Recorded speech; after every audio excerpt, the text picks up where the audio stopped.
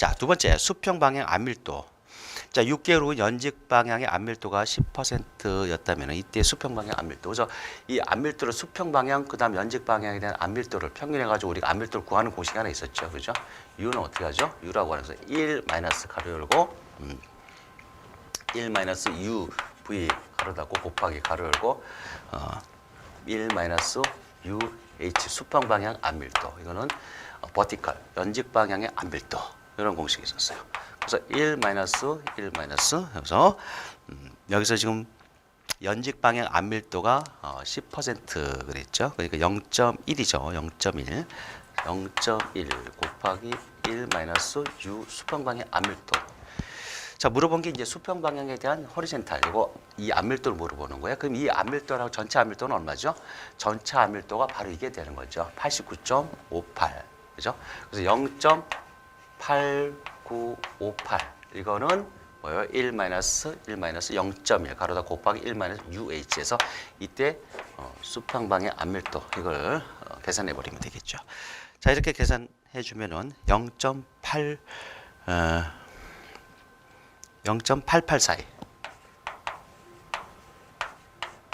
퍼센트로 고치니까 88.42% 이렇게 나오죠. 수평 방향에 대한 안밀도. 자, 그다음에 이제 세 번째 배수 영향 반경이 샌드 드레인 반경의 10배라면 샌드 드레인 간의 중심 간격을 구하라 그랬죠.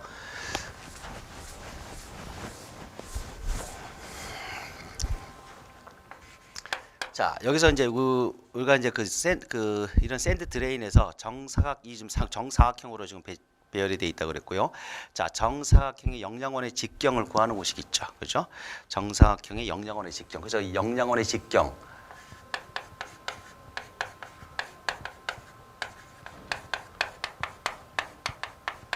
그래서 D 이 영양원 직경 이거 DE는 이거는 1점 직사각형인데 1.13 D라고 돼 있죠. 근데 이 D라고 하는 게 뭐죠? 이거는 바로 이게 드레인, 샌드 드레인의 중심과 중심 간의 간격을 말하는 거죠. 그래서 이거를 이제 SD라고 그러면 또 이 직경이라고 그랬으니까 뭐 교재는 D라고 썼는데 이걸 S라고 한번 표현해 보죠. 이렇게 이건 간격이에요. 그러니까 이 샌드공의 중심과 중심의 이 간격, 그죠? 이걸 갖다가 S라고 본 거죠. 또는 여기서는 뭐 D라고도 썼는데, 자, 영양원의 직경은 이제 배수를 이렇게 하다 보면 배수 영양원이 있겠죠. 이게 이제 영양원의 직경이죠. 이게 D. 그래서 문제에서는 지금 자, 배수 영양 반경이라면 여기 영양 반경이 요거죠. 그래서 요 영양 반경 요거의 반경은 요거의 직경이니까 요 직경은 DE니까 2분의 DE가 영양원의 반경이 되겠죠. 자, 이게 뭐냐면은 샌드 드레인 반경이 10배라고 그래서 샌드 드레인 반경. 그래서 샌드 드레인 반경. 그럼 샌드 드레인의 직경을 갖다가 직경이 지금 문제에서 얼마로 주어졌냐면 40cm라고 그랬죠. 샌드 드레인 직경의 반경이니까 그러니까 2분의 40이 되겠죠. 반경이니까 여기에 몇 배냐면 이게 10배라고 그랬어요. 10배. 말 그대로 반경이 10배. 그럼 이걸 가지고 여기서 이제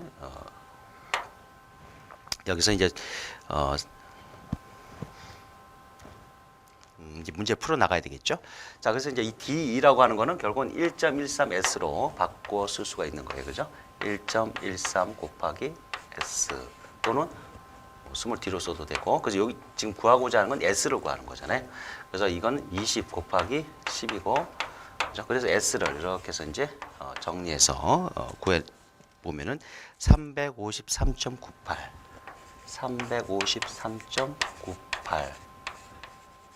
cm, 그죠?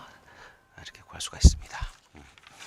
지금 여기서 S 또는 이 D라고 한 이 부분 뭐예요? 중심과 드레인의 중심과 중심 간의 거리를 말하는 거예요, 그죠? 중심과 거리. 자, 참고로 그러면 우리가 등가 환산원에 대한 직경 구하는 게 하나 있었죠. 또 이런 그 문제도 시험에 출제가 되니까 이거 하나만 더 적어놓죠. 자, 그 등가 환산원에 대한 직경 DW라고 그러죠. 등가 환산원. 그러니까 구형으로 가정했을 때 직경, 그죠? 그래서 이랬을 때 이 공식에 대한 요게 이런 게 있었죠. 등가 환산원. 요것도 참고로 하나 좀 적어놓으세요. 그래서 이거는 알파 곱하기 2분의 2 곱하기 A 플러스 B라고 하는 게 있었죠. 등가 환산원의 직경. 그래서 이제 이거 같은 경우는 등가 환산원의 직경인데 이제 우리가 이제 그 예를 들어서 페이퍼 드레인 같은 거 있죠. 뭐 이런 거. 그랬을 때 이제 요거 두께 부분과 그다음 폭 부분에 대한 거 있죠. 그래서 A는 이거 폭 A에 해당되는 거고, 그다음에 두께에 해당되는 부분이 B 이렇게 되죠. 이걸 갖다가 이제 그 원형, 그죠? 이런 등가 원으로 환산했을 때 직경에 대한 거를 이제 구하는 공식이 이런 게 하나 있었어요. 그죠? 그래서 이건 알파는 계수값인데 0.75 정도 값을 쓰죠. 그리고 또 좀 참고를 하나 알아두시고, 그다음에 이건 영양원의 직경은 이런 이런 공식에 의해서 이걸 여기서 구하고자 하는 중심 간의 간격, 이걸 이렇게 구해내시면 되겠습니다. 자, 문제 4번에 보면 다음은 콘크리트 슬럼프 문제 결과의 평균값 X바, 그죠? 아까 그다음에 범위 R의 값을 나타낸 것이다. 자, X바 관리도의 상하 및 한 관리도를 관리선을 구하라. 단 실효는 N은 3을 한 3개를 갖다 1조로 하고 5개의 조에 대한 결과이며 A2는 1.02라고 하는 값이 주어졌죠. 그래서 이제 거기에 보시면은 여기에 이런 이제 데이터들이 있죠. 데이터. 그래서 이게 X 바라고 하는 건 이거 평균값이죠. 그죠? 강도에 대한 평균값. 그리고 이 범위값이고요. 그래서 이제 총 이제 조번호가 5개가 있고요. 그래서 여기서 UCL 상한 관리, 그다음 LCL 이걸 구하는 게 있죠. 그래서 이건 공식에 대한 부분이 있어요.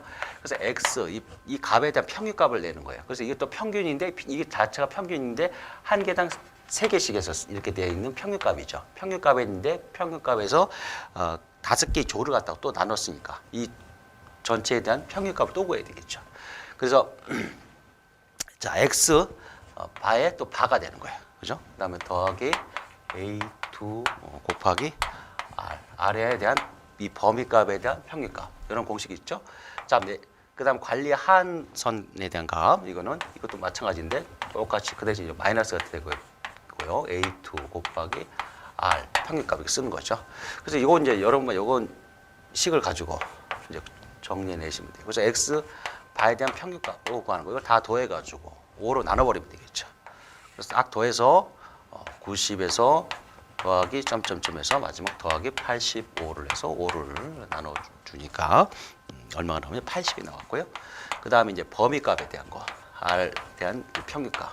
자, 이걸 구했더니 10이 나왔어요. 이것도 마찬가지로 다 더해서 5로 나눠 버린 거 되겠죠. 그래서 여기서 그대로 넣어 주면 되겠어요. 80 더하기 A2라고 하는 건 문제에서 지금 1.02 주어졌고요. 02 곱하기 R의 평균값 이거 10이죠. 자, 밑에 거 이거 80 마이너스 1.02 곱하기 10 이렇게 해서 관리 상한 그다음에 관리 한선에 대한 값을 구해 보면 되겠습니다. 그래서 그 상한 값은 90.2가 나오고 한 관리선에 대한 값은 69.8이 나오죠. 69.8. 자, 이렇게 해서 이제 정리를 하시면 되겠고요. 자, 문제 5번 한번 보겠습니다. 다음 그림과 같은 지하수위가 지표면에 위치하다가 지하수위가 2m가 하락되었다. 이 경우 점토 집안에서의 안밀침하량을 구하라. 그랬네요. 자, 지금 이제 이 내용이죠. 이렇게 이제 지하수위가 이제 지표면에 있다가 2m가 이렇게 하락이 됐어요. 이때 하락이 되었을 때 안밀침하량, 점토 집안에서 안밀침하량이 어떻게 되겠는가 지금 그걸 물어보고 있는 거예요. 자, 안밀침하량 S라는 것은 최종 안밀침하량 S라고 하는 것은 1 플러스 20분의 CC H 로그 P0 다시 분의 P0 다시 플러스 델타 P 이렇게 쓰죠. 그죠? 이 공식이 정기 안밀 점토에서 그 최종 침하량을 구하는 아주 기본적인 공식이죠. 자, 그러면 여기서 문제에서 점토 집안에 대한 간극비, 그 다음에 압축 지수 다 나와 있고요. 점토 두께 7m. 자, 현재 유용력과 그 다음에 유용력의 증가량 이게 이제 안 나와 있죠. 그럼 이거를 이제 구해 봐야 되겠죠. 자, 현재 유용력을 구하기 위해서는 자, 단위 중량의 흙에 대한 단위 중량에 대한 정리를 한번 해줘야 되겠어요. 자, 그래서 보니까 여기 이제 모래 집안에서는 지금 수분 상태와 그다음에 포화 상태에 대한 단위 중량 값이 정해져 있어요. 그런데 점토 집안에서는 지금 단위 중량에 대한 게 정리가 안 돼 있죠. 자, 그러면은 점토 집안에서의 이제 단위 중량 이걸 한번 정리를 한번 해보죠. 점토에서 자, 이 상태에서는 물이 이제 위에 있든지 여기 있든지 상관없이 점토는 다 포화가 돼 있는 상태죠. 그렇죠? 그래서 점토의 포화 단위 중량에 대한 거. 근데 우리가 이제 필요로 하는 건 뭐죠? 이 포화 단위 중량에서 우리가 이제 흙의 응력과 관련돼서 필요한 건 뭘 쓰라고 그랬죠? 감마 서브에 해당되는 수중 단위 중량을 써야 된다 그랬죠. 그럼 수중 단위 중량에 대한 공식. 자, 감마 서브인데 이건 뭐죠? 점토에서의 감마 서브 값이에요. 감마 서브 값은 어떻게 구하죠? 1 플러스 20분의 그죠? GS-1 감마 W라고 하는 공식이 있었죠. 또 이거는 뭐와 같은 거죠? 이거는 감마 세트 마이너스 감마 W와 같은 거고, 또 이거를 다르게 써보면은 1 플러스 2분의 GS 플러스 SE 여기서 마이너스 감마 W를 해주는 거죠. 그래서 이때 S라고 하는 값을 얼마로 넣어요? S는 1로 넣어주면은 이렇게 풀어지는 거죠. 자, 그래서 감마 서브 값, 이 공식을 여러분들이 알고 있었으면 이제 이거를 이용해서 직접 구해보면은 되겠죠? 1.2분의 비중 2.7 마이너스 1 곱하기 1. 그렇죠? 이렇게 해서 감마 서브 값을 구해볼 수가 있는데요. 자, 감마 서브 값을 이제 구해보니까 얼마 나왔냐면은 0.77이 나왔어요. 0.77 톤파 제곱미터라고 하는 거를 이제 알 수가 있었죠. 자, 그러면은 자, 현재 유용력 먼저 구해보죠. 현재 유용력. 그죠? 현재 유용력이라고 하는 거는 뭐예요? 이 여기 집안의 지하 수위가 떨어지기 전에 지표 상태에 있을 때 이때 유용력을 얘기하는 거예요. 자, 그러면은 현재 유용력은 지표면에 있으니까 자, 이 상태는 무슨 상태? 포화 상태가 되어 있는 거죠. 모래 집안에 대한 거. 그래서 4m 곱하기 자, 포화 상태니까 우리가 이 포화 상태 1.9인데 여기서 수중 단위 중량을 써야 되겠죠. 포화 상태니까. 그래서 감마 세트 마이너스 감마 W 자, 그러면 1.9 마이너스 1이 되겠죠. 그죠? 물의 단위 중량 1이고 1.9는 감마 세트 값이니까. 자, 이거를 해준 값에다가 자, 그 다음에 더하기 점토 중앙까지죠. 점토 중앙까지의 유용력. 그러면은 자, 점토 중앙까지니까 2분의 7 곱하기 점토 중앙까지 내 점토에 이제 사용되어질 단위 중량 뭐예요? 감마 서브 이걸 사용해야 되겠죠. 0.77 이렇게. 이제 물론 이제 뭐 단위 중량 앞에서 먼저 쓰고 높이를 저 H를 뒤에서 써줘도 되고 뭐 이게 이제 높이를 먼저 썼는데 어쨌든 계산을 해보면은 현재 유용력에 대한 값이 얼마 나오냐면은 6.3이 나오죠. 6.3 이렇게 구해지죠. 자, 그 다음에 그럼 델타 P에 대한 부분이죠. 델타 P. 자, 델타 P인데 여기서 이 델타 P0 플러스 델타 P 이거는 예를 들어서 P1분의 P2라고 그러면은 이거는 P2는 P2라 써도 되고 그냥 P0 다시 플러스 델타 P라고 써도 되겠죠. 똑같이 쓰죠. 이렇게. 자, 이거는 그냥 처음부터 다시 한번 지하수가 내려간 상태에서 전체를 다시 한번 구해보면 되겠네요. 그죠? 자, 그러면은 지하수가 2m 내려가 있어요. 자, 2m 내려갔을 때 2 곱하기 자, 이 부분은 수분 상태로 이제 됐죠. 물이 내려갔으니까. 그러면 1.8에다가 더하기 이 부분 뭐예요? 이 부분은 포화 상태죠. 그대로. 그래서 감마 서브 값을 써줘야 돼요. 그죠? 감마 서브 값은 여기는 1.9 마이너스